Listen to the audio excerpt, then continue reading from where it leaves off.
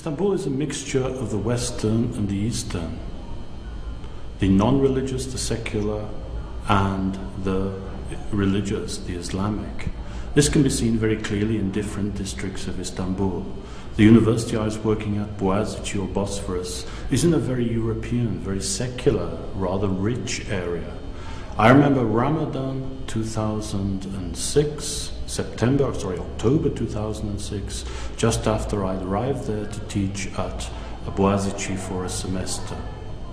In Bebek, this rich area, very middle class, very affluent, very few people seem to take account of Ramadan.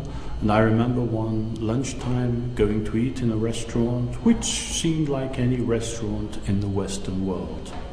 A week later, still in Ramadan, I went over to the old Istanbul side, the district of Fatih, apparently, supposedly the most religious area.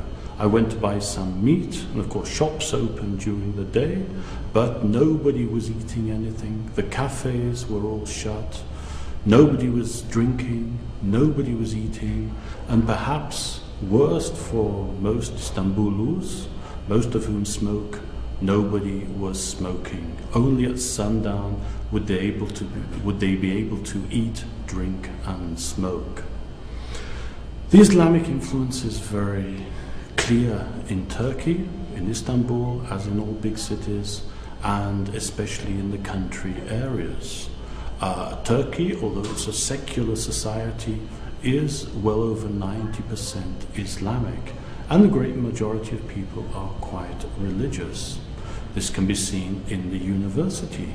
Quite a lot of students, and perhaps even more of the university workers, can be found, particularly on Friday, praying in the nearby mosque. Although on campus, as the university is completely secular, as are all universities, there is no mosque.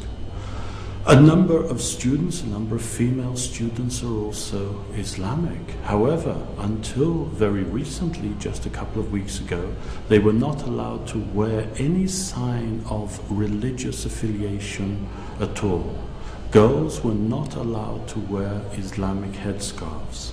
This resulted in a large number of protests. And some teachers, most of whom are very secular, refused to accept any girls in class who were wearing headscarves. This led to the following strategy which a large number of girls used in order to get around this headscarf ban. When entering the university, they would stop at a kiosk which was provided by the university, change their Islamic headscarves to a kind of woolen hoodie hat, and attend classes wearing this woolen hat, even in the hottest weather.